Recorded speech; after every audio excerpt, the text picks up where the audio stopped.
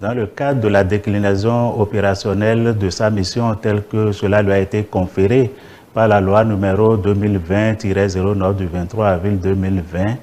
a élaboré un projet intitulé « Vendre ton vote, c'est vendre ton avenir ». Et c'est donc dans le cadre de ce projet que nous avons eu déjà en 2025, nous avons eu à descendre au niveau de 52 communes de notre pays dans la perspective des élections générales de 2026 pour sensibiliser nos concitoyens sur les méfaits de la corruption et des fraudes électorales. Et donc, les 25 autres communes restantes ont été parcourues dans la période du 9 au 26 mars dernier, à l'effet également de faire la même opération qui consistait à éveiller la conscience de nos concitoyens sur la nocivité de la corruption, faire en sorte que les gens se déterminent, nos concitoyens se déterminent à aller voter, non pas au regard des experts sonnantes et trébuchantes, non pas au regard de dons et libéralités dont ils auraient bénéficié, mais qui sortent pour aller voter à raison de la qualité des candidats qu'ils ont en face d'eux, à raison également de la qualité du contenu des programmes de société qui leur sont proposés. Donc nous avons profité de cette occasion également pour les appeler à sortir massivement pour aller exercer leur droit civil, puisque c'est un droit qui leur a été garanti, qui leur est garanti par la Constitution de notre pays. Donc il est entendu qu'en tant que bons citoyens, que nous puissions avoir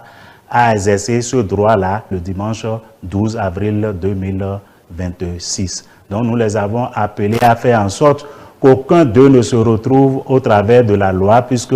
la corruption et les fraudes électorales sont encadrées, prévues et sanctionnées par les dispositions pertinentes du Code électoral, à savoir les articles 243 à 266.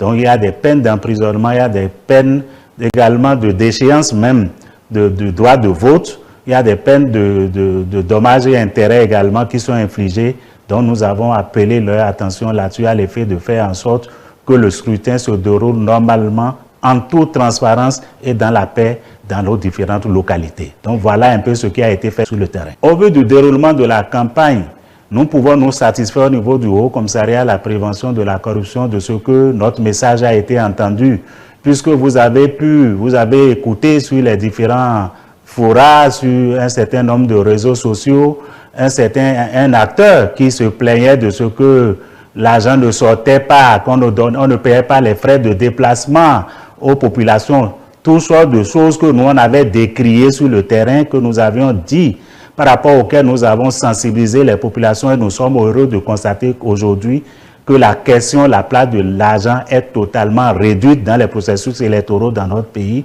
Donc cela est un impact significatif de ce que nous avons eu à faire depuis quelques mois par rapport à ce projet « Vendre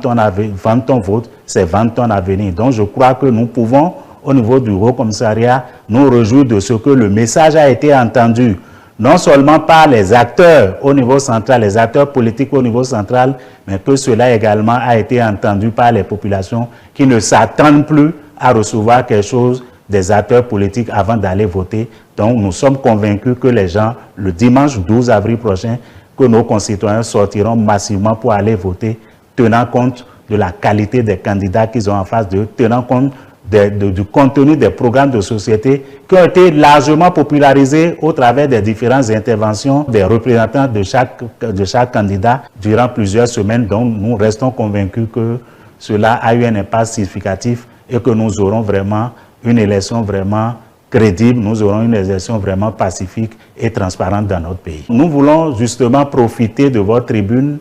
aujourd'hui pour sensibiliser à nouveau nos concitoyens, pour les appeler à aller exercer leur droit de vote. Parce que le message est déjà passé sur le terrain, nous avons parcouru déjà les 117 communes de notre pays, nous avons été partout, dont le message a été entendu. Nous pensons que le message, l'appel du Haut Commissariat, c'est un appel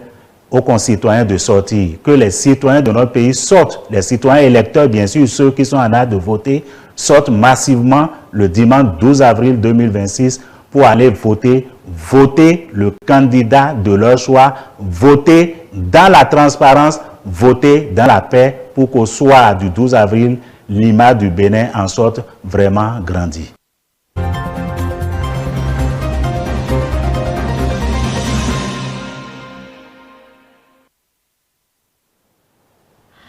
Un message clair du Haut Commissariat à la prévention de la corruption, Fidèle Vaudoudon,